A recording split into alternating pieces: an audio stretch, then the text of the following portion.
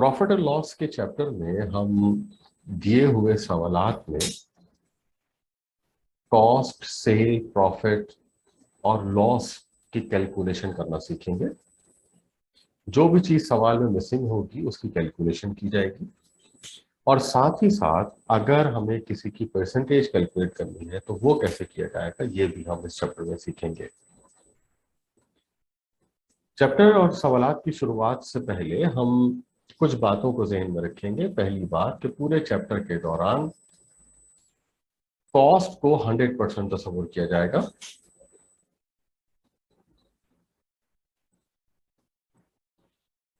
लेकिन अगर हमें सेल की परसेंटेज निकालनी हो तो वो निकालने के लिए कॉस्ट की परसेंटेज में प्रॉफिट की परसेंटेज अगर दी हुई है तो प्लस की जाएगी, और अगर सेल की परसेंटेज दी हुई है तो वो कॉस्ट में से माइनस की जाएगी। अभी बात हम जान चुके हैं कि कॉस्ट की जो परसेंटेज है वो 100 है, तो 100 में से लॉस की परसेंटेज माइनस करेंगे तो हमारे पास सेल की परसेंटेज आ जाएगी।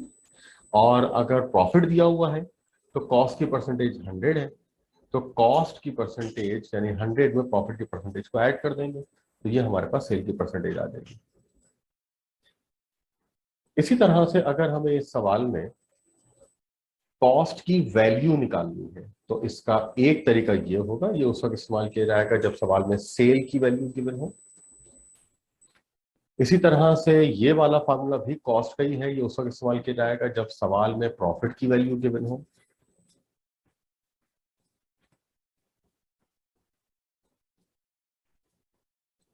अगर हमें सवाल में सेल कैलकुलेट करनी है तो सेल कैलकुलेट करने का एक तरीका ये हो सकता है कि अगर सवाल में कॉस्ट गिवन है तो कॉस्ट को मल्टीप्लाई कर दीजिए सेल परसेंटेज से, डिवाइड कर दीजिए कॉस्ट की परसेंटेज से।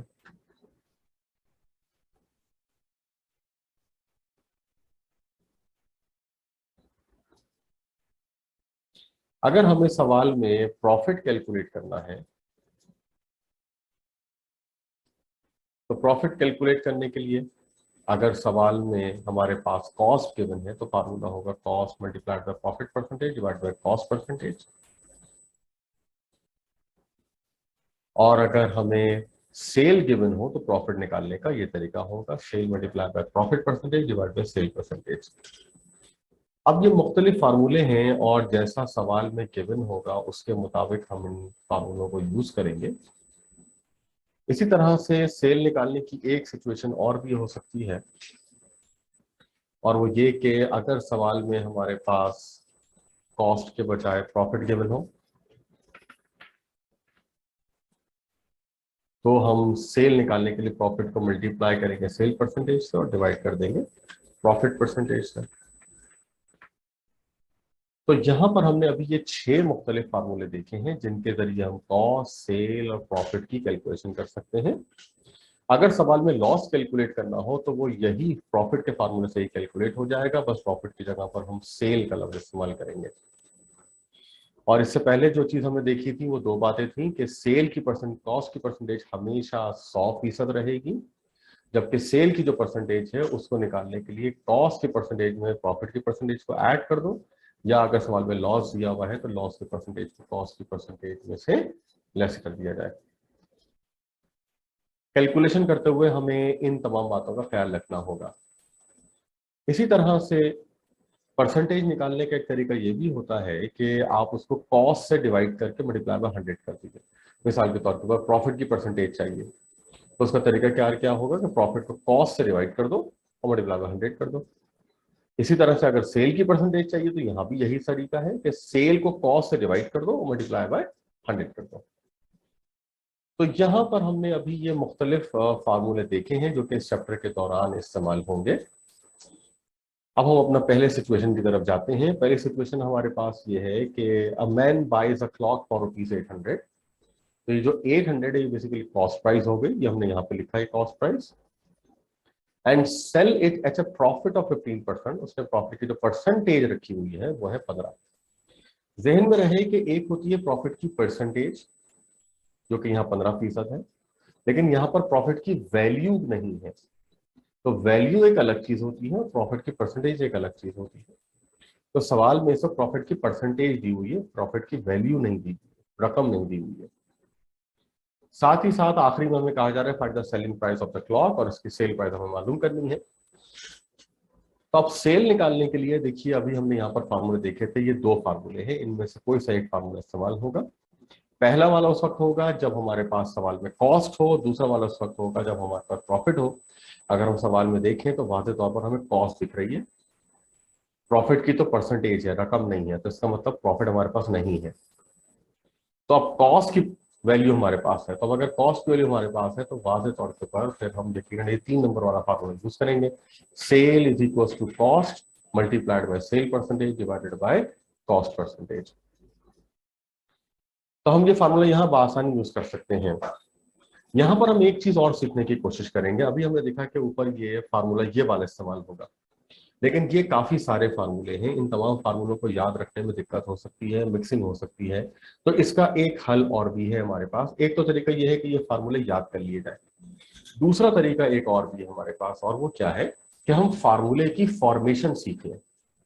अब ये फार्मूले की फॉर्मेशन से हमारी क्या मुराद है, कि अब हम यहाँ समझने की कोशिश करते हैं।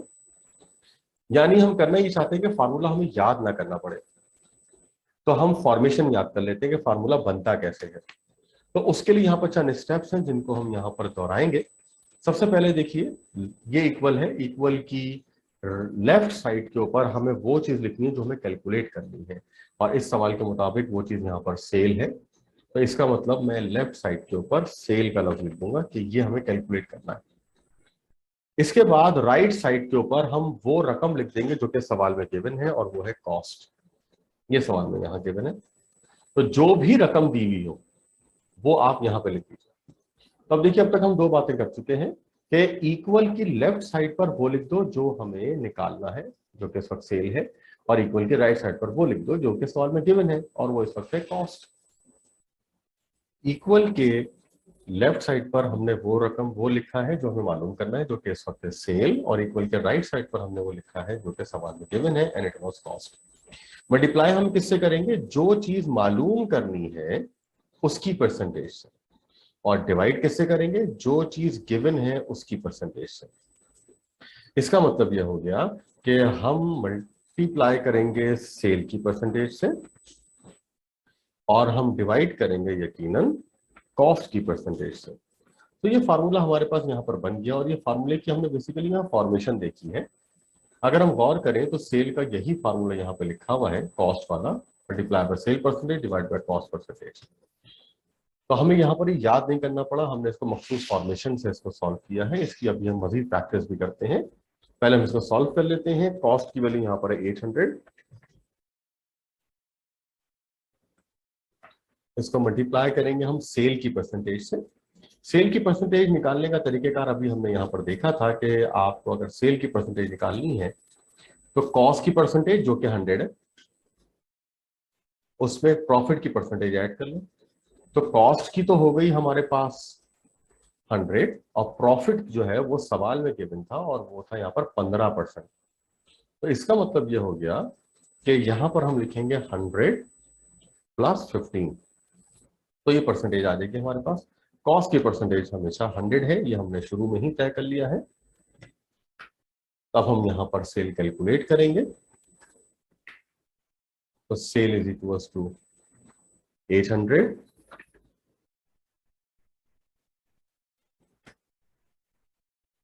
मल्टीप्लाइड बाय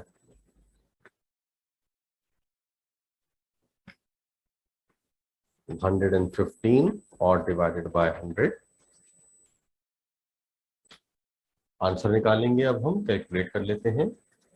800 को मल्टीप्लाई किया 115 से, और डिवाइड कर दिया हमने 100 से, तो हमारे पास आंसर आ गया है सेल का, जो कि है 920। तो ये हमारे पास सेल कैलकुलेट हो गई है। इस सवाल में हमें सेल ही कैलकुलेट करने के लिए क्या किया था, तो वो हमने यहाँ पे निकाल ली है। नेक्स्ट सिचुएशन में आते हैं।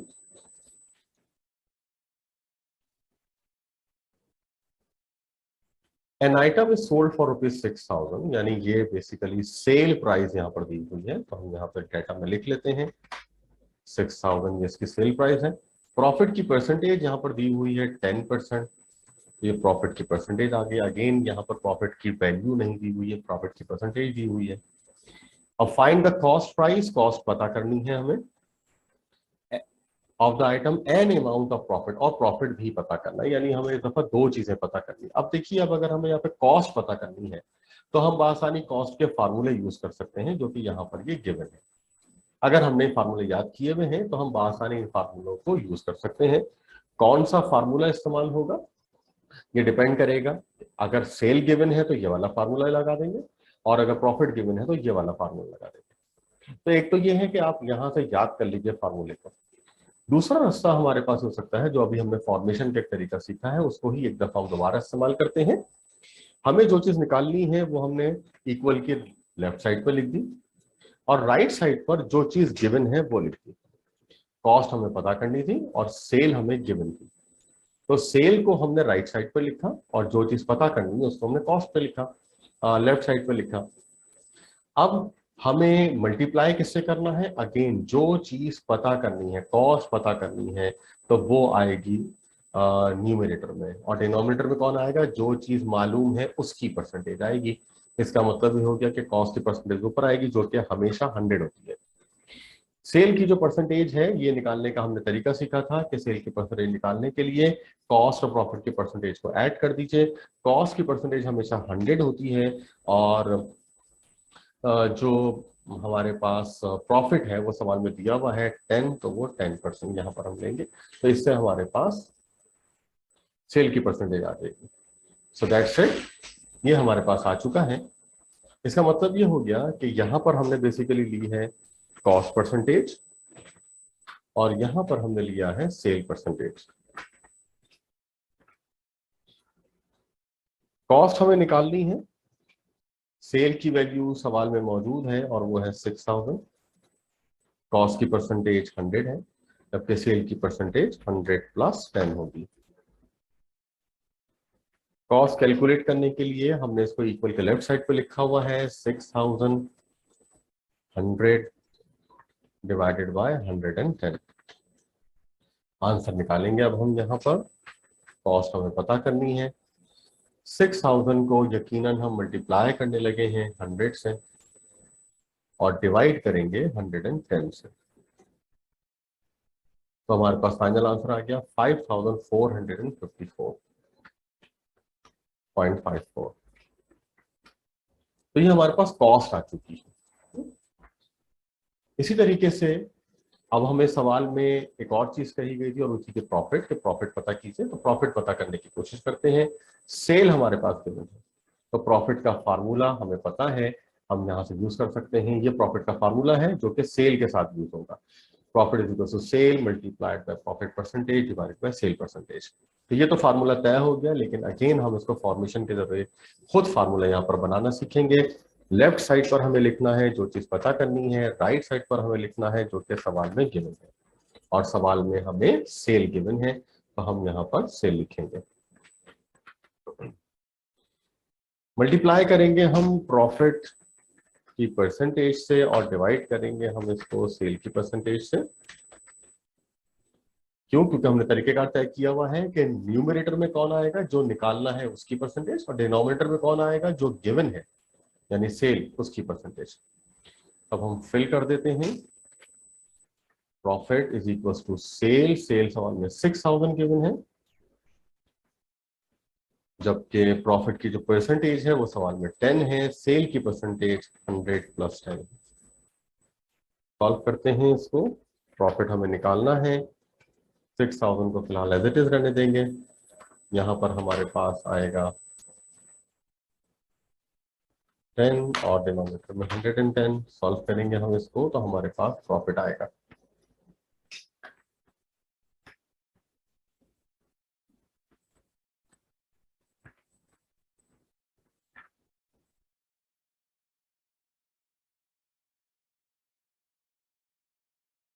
एक सिचुएशन और देखते हैं जिसमें हमें बताया जा रहा है, अ dealer purchases 30 watches at the price of 2000 each, यानी 30 वॉचेस हैं 2000 के हिसाब से। तो ये कॉस्ट निकल आएगी 2000, तो अगर हम मल्टीप्लाई करते हैं यहाँ पर 30 से, तो हमारे पास आ जाएगा 60,000। 2000 मल्टीप्लाइड बाय 30, तो इट इज 60,000। ये हमारे पास कॉस्ट आ चुकी है। And he sold them at a profit of 400 each, यानी एक पर प्रॉफिट 400 है। तो कह रहे हैं कि इसका टोटल प्रॉफिट भी बताइए, प्रॉफिट की परसेंटेज भी बताइए। तो प्रॉफिट बताने के लिए यहाँ हम बहुत सादा अंदाज से हर एक पर प्रॉफिट 400 का है और 30 वॉचेस हैं, तो अगर हम इसको सिंपली मल्टीप्लाई कर दें तो हमारे पास ये 12,000 रुपए का हमारे पास आसानी प्रॉफिट आ गया है। अब अगर हमें प्रॉफिट की परसेंटेज निकालनी है तो प्रॉफिट की परसेंटेज निकालने के लिए हमारे पास तरीकेकार ये होता है, जिसकी परसेंटेज भी निकालनी है उसको कॉस्ट से डिवाइड कर दीजिए। तो इसका मतलब ये हो गया कि अगर हम प्रॉफिट की परसेंटेज निकालना चाहते हैं तो उसके लिए प्रॉफिट परसेंटेज को हम निकालने के लिए प्रॉफिट को डिवाइड कर देंगे हम कॉस्ट से और मल्टीप्लाई कर देंगे 100 से। तो यहां से बआसानी हमारे पास प्रॉफिट की परसेंटेज आ जाएगी। तो सॉल्व कर लेते हैं इसको हम। सबसे पहले प्रॉफिट प्रॉफिट अभी हमने ऊपर निकाला था, इट वाज 12,000। इसको हम डिवाइड करेंगे कॉस्ट से, कॉस्ट सवाल में मौजूद थी जो कि थी 60,000, और हम इसको मल्टीप्लाई कर देंगे 100 से। तो हमारे पास परसेंटेज आ जाएगी इसकी। सो 12,000 डिवाइडेड बाय 60,000